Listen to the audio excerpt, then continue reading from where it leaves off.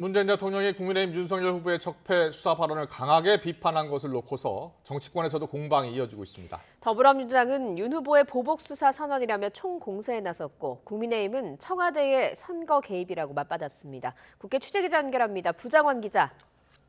네, 국회입니다. 네, 윤석열 후보의 적폐 수사 발언에 민주당도 전방위 공세에 나섰다고요? 그렇습니다. 말씀하신 것처럼 민주당 이번 발언을 정치 보복으로 규정하고 총공세를 펼치고 있습니다.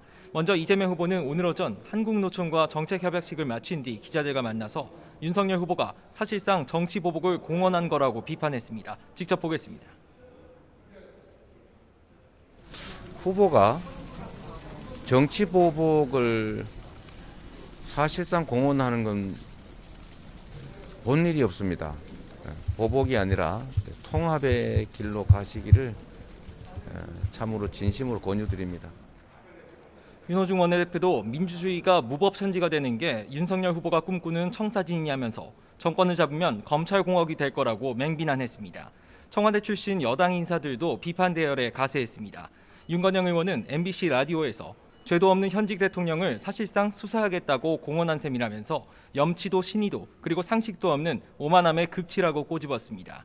임종석 전 대통령 비서실장도 SNS를 통해서 어떤 후보도 이런 망언을 한 적이 없다며 정치검사들이 정권을 사유화하는 듣도 보도 못한 괴물 정권을 만나게 될 수도 있다고 주장했습니다.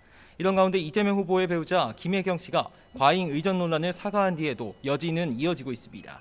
이재명 후보도 오늘 거듭 사과의 뜻을 밝혔는데 공직자로서 그리고 또 남편으로서 자신의 부족함과 불찰이라며 당사자의 상처에 위로의 말씀을 드린다고 말했습니다. 반면 국민의힘 권영세 선대본부장은 주어도 없고 목적어도 없는 참 희한한 8분짜리 사과쇼였다며 그 남편의 그 부인 부창부수란 말이 절로 떠올랐다고 꼬집었습니다. 청와대의 사과 요구에 대해서 국민의힘에서는 재발이 저려서 발끈한다, 또 선거 개입이다 이런 반응을 보이고 있는데 윤석열 후보도 조금 전 입장을 냈죠. 그렇습니다. 윤석열 후보 조금 전 취재진과 질의응답을 가졌는데 정치보복 의도라는 여권의 공세에 대해 자신의 사전엔 정치보복이란 단어는 없다고 반박했습니다. 이어 문 대통령도 늘 법과 원칙에 따른 성역 없는 사정을 강조해왔고 그런 면에선 자신도 같은 생각이라고 할 수 있다고 덧붙였습니다. 다만 문 대통령의 사과 요구에 대해선 언급을 삼갔는데요. 국민의힘에선 청와대가 재발이 저렸을 뿐이고 오히려 선거 개입이란 반응입니다. 이준석 대표는 SNS를 통해서 성역은 있을 수 없다는 원칙론에 청와대가 발끈한 거라면서 이렇게 급발진하며 야당 후보를 흠집내려는 행위는 명백한 선거 개입에 해당한다고 맞받았습니다. 조금 전 취재진과 질의응답이 있었는데 직접 보시겠습니다.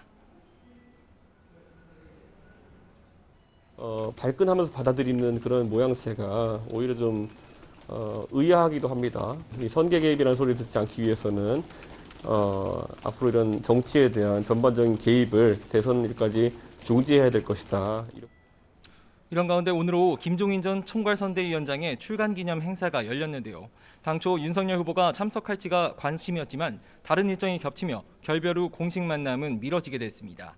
김종인 전 위원장은 이 자리에서 여야 후보들을 싸잡아서 한 후보는 가족과 인연 집단이 전행을 일삼을 것이고 다른 후보는 측근이 문고리 소통령 행세를 할 거라고 강하게 비판했습니다.